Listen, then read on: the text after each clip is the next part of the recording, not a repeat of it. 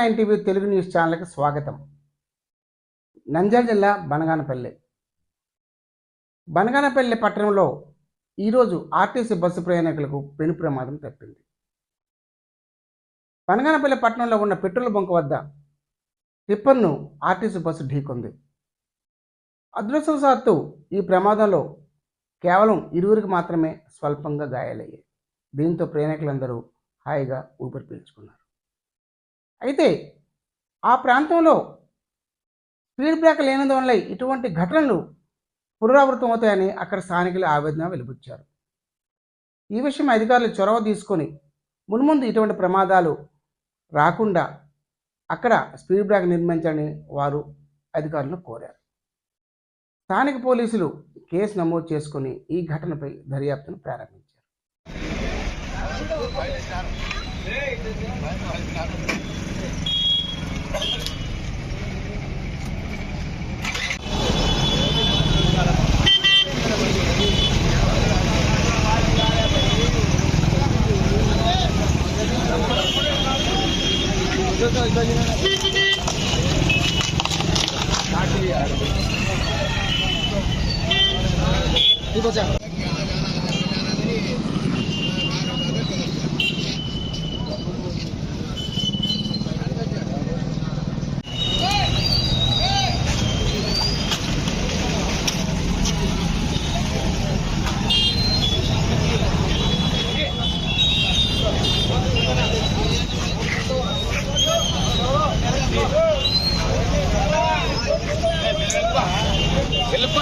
Traffic jam అవుతుంది.